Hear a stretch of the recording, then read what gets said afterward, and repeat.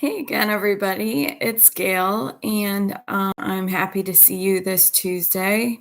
Um, as I suspected, my mixed episode that I was experiencing yesterday has decreased dramatically.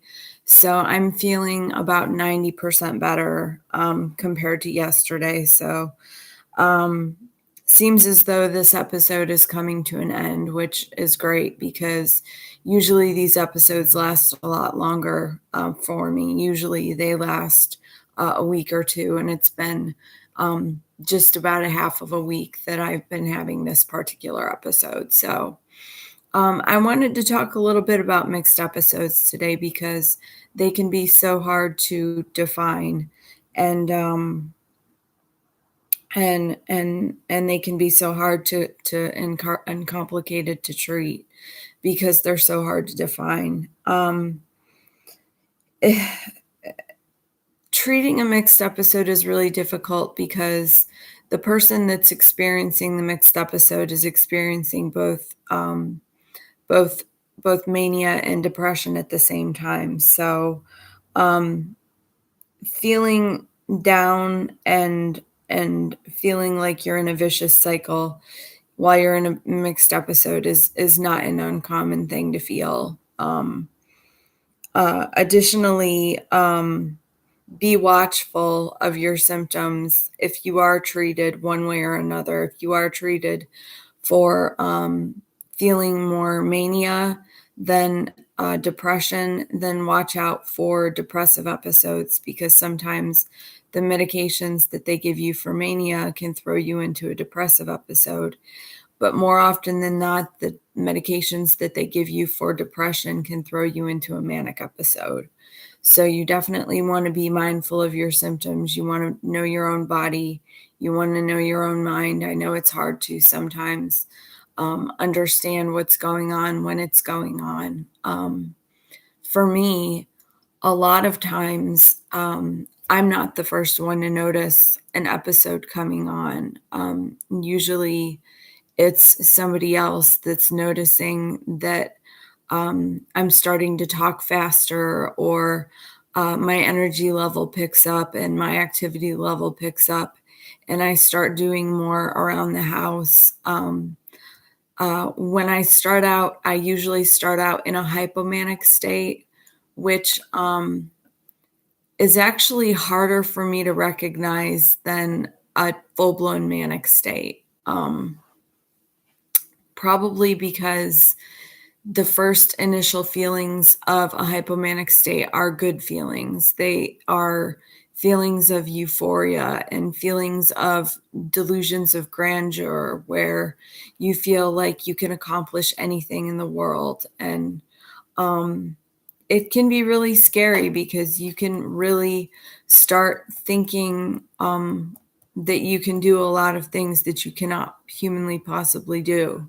And to be able to rein that in and recognize that that's happening is a real problem for some people. And I know that when I was in my 20s and in my early 30s, I really thought that I was invincible for a long time. I would go through these mixed episodes where I would just be so confused about how I was feeling, and I wouldn't go to my doctor because I thought this can't possibly be something. I mean, I can't possibly be feeling both of these feelings at the same time. So I would never go to my doctor, and my symptoms would get worse, and I would end up into either a full-blown manic episode or a full-blown depressive episode, and I would be sick for a long time. And I've had more than my fair share of hospital stays, and I don't ever want to go back. My last hospital stay was 3.5 years ago, and I don't plan on going back because it's not a place for anybody. It's not a place that I wish on my worst enemy. But um, anyway, for me, a mixed episode usually means impending depression, but it can also be just a mixed episode. It can be just that all by itself. doesn't necessarily mean something is impending. It does not necessarily, you don't have to have an impending sense of doom. It doesn't mean that you're going to have a manic episode or a depressive episode. It can just be a mixed episode, and that's that. And they're not permanent. So I know that they feel like they're going to last forever when they come, but they're not going to. There's always a solution to the problem. And if your symptoms become unbearable, then I would definitely seek out the help of a professional. A couple of things that I wanted to mention as far as things that you can do at home to manage your mixed episode are to set SMART goals. And SMART is an acronym for specific, measurable, achievable, relevant, time bound. And it is defined to it is designed to define a specific goal and to be able to quantify that goal. So it's got to be something relevant. It has to be something achievable, something specific, something that you can measure, and something that's time bound, something that you can put a timestamp on and say, I'd like to achieve such and such by this amount of time. And usually, research has found that usually people that stick a timestamp on a goal that they've set for themselves are more likely to achieve that goal. So that's just one idea of a way that you can manage your mixed episode at home. Another thing that you can do is seek out a therapist, and that's going to be my recommendation on just about everything that I suggest. As far as self-help goes, is seeking out a therapist. I know that a therapist has helped me for a long time, and I know that they can help you too. There's so many different kinds of therapy too. There's cognitive behavioral therapy, there's dialectic behavioral therapy, there's talk therapy, there's exposure therapy for people who are dealing with PTSD.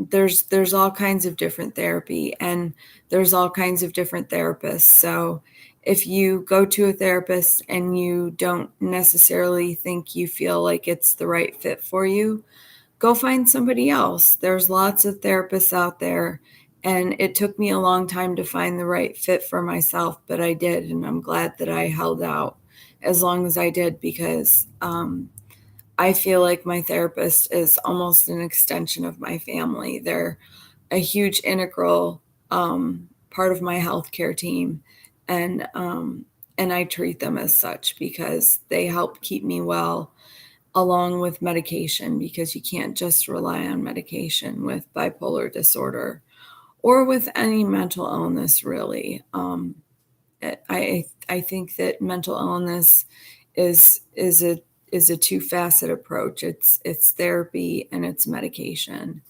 and I apologize for those of you who don't agree with me, and that's fine if you don't agree with me, but that's just where I'm coming from. That's just my opinion.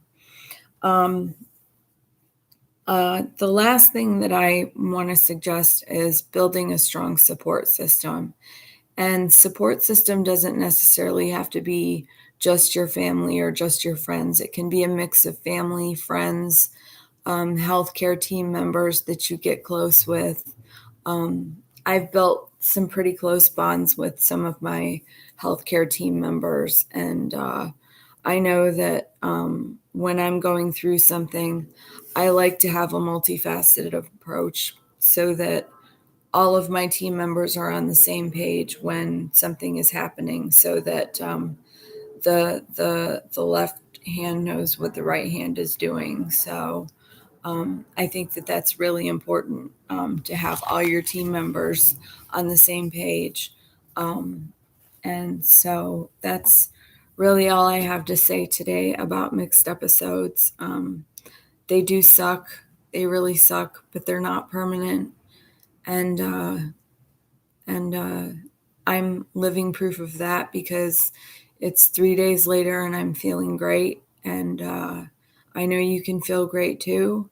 So hit subscribe, hit like, and spread the news about my channel. And I hope you all have a great Tuesday. Bye.